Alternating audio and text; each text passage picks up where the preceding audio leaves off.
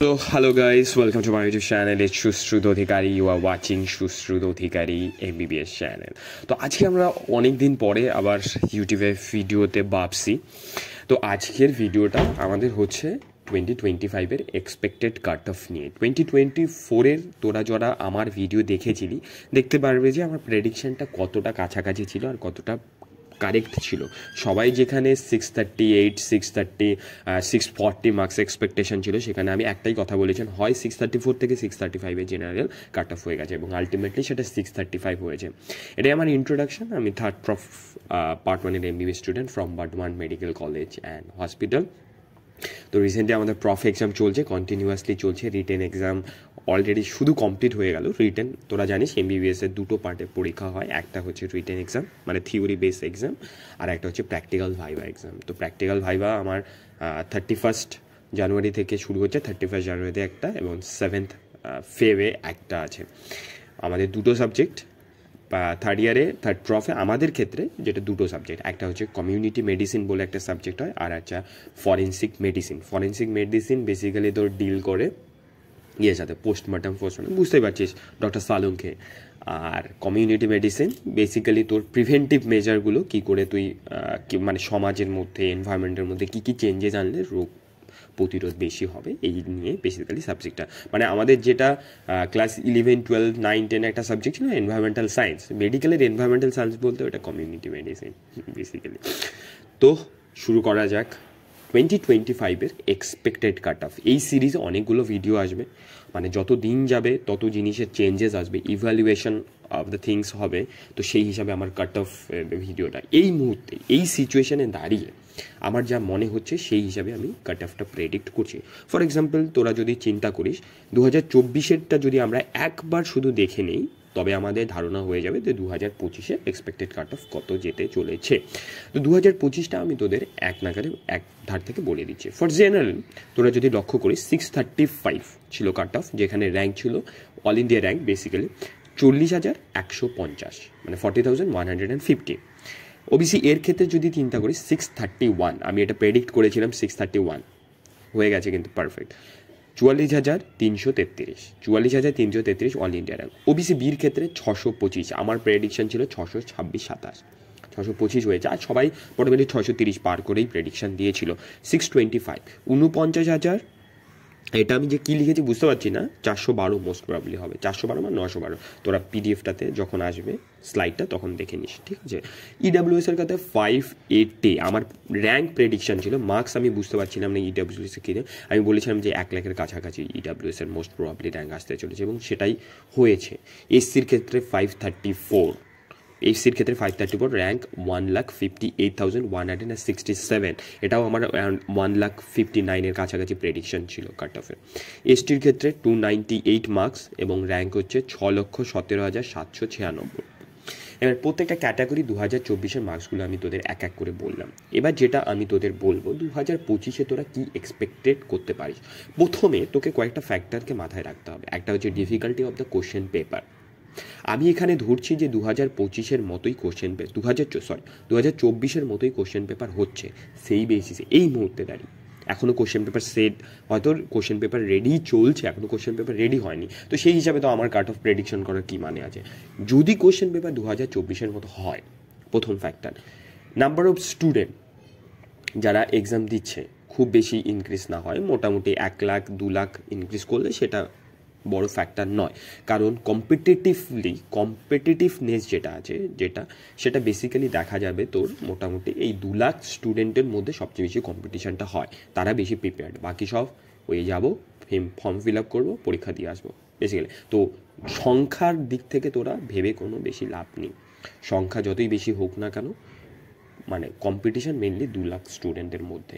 এই 2 লাখের মধ্যে কে 2 ঘন্টা বেশি পড়ছে, কে 2 ঘন্টা কম পড়ছে, কে বেশি পার্টি করতে যাচ্ছে, কে মানে প্রোকাস্টিনেট করছে, তার উপর বেসিক্যালি এই র্যাঙ্কগুলো এগিয়ে পিছিয়ে গিয়ে মানে কিছু একটা র্যাঙ্ক হবে। তো 2025-এ ওয়েস্ট বেঙ্গলের এক্সপেক্টেড কাট অফ কী হতে পারে, এবার এই লিস্টটা আমরা বলি। তো প্রথমে যদি তোরা লক্ষ্য করিস জেনারেলের ক্ষেত্রে আমি বলবো একটা লেভেল পরে মার্কসের একটা স্যাচুরেশন আছে, কাট অফের একটা স্যাচুরেশন আছে। কাট অফটা ওই গতিতে আর এগোয় না যে গতিতে মানে পেছনের ইয়ারগুলোতে এগিয়ে ছিল। ফর এক্সাম্পল 2023 থেকে 2024 যদি তুই কম্পেয়ার করিস, 2023 589 ছিল মার্কস কাট অফ, 589।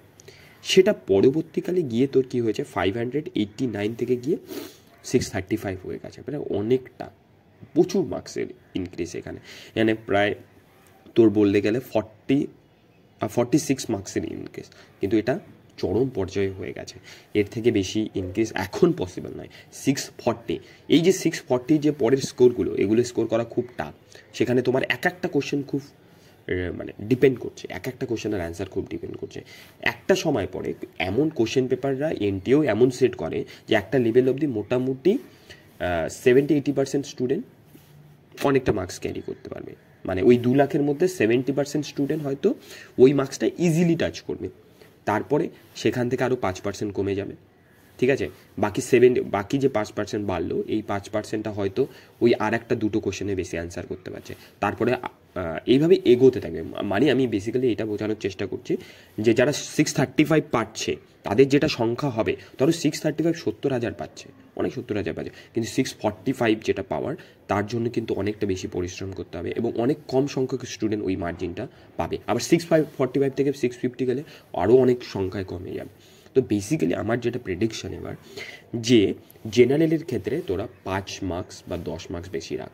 আমি রেঞ্জটা বলে দিচ্ছি এবার, যেটা রেঞ্জ হতে পারে 640 থেকে 645 জেনারেলের এক্সপেক্টেড কাট অফ। ওবিসির ক্ষেত্রে 635 থেকে 640 এক্সপেক্টেড কাট অফ।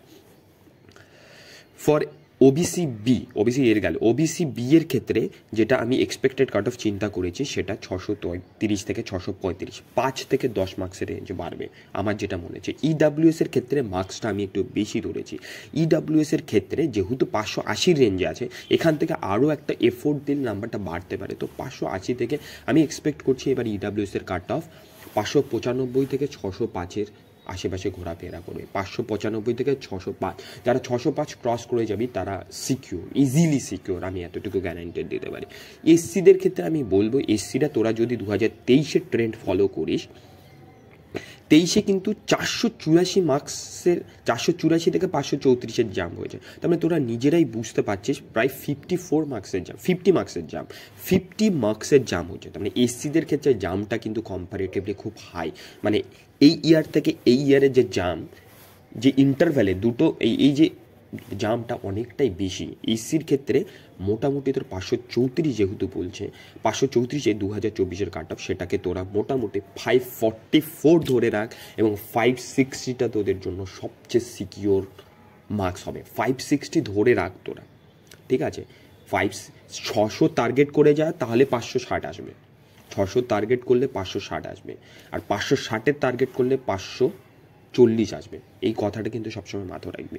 এসটিদের ক্ষেত্রে 298 ছিল, তো সেই হিসাবে 264 থেকে 298 হয়েছে। এখানেও কিন্তু 20 মার্কসের প্রায় জাম হচ্ছে, 20-24 মার্কসের প্রায় জাম হচ্ছে। তার মানে আবার তোকে ধরে নিতে হবে সেই 24-25 মার্কসের জামটাকে ধরে রেখে চলতে হবে। তার মানে এর ক্ষেত্রে, এসটির ক্ষেত্রে সবচেয়ে সিকিউর মার্কস হবে এবার 320, 325 হচ্ছে সবচেয়ে সিকিউর মার্কস। আমি এই ভিডিওটা দিলাম কারণ প্রত্যেকটা স্টুডেন্টের প্রিপারেশনের সময় একটা মানে টার্গেট সেট করতে হয়। এই টার্গেটের বেসিসে বেসিক্যালি স্টুডেন্ট, আমি যখন পড়তাম তখন কোনো দাদা ভিডিও দিত না, এই মার্কসটা ক্রস করলে বেসিক্যালি চান্স পাওয়া পসিবল, তখন একটা টার্গেট সেট হয়ে যেত।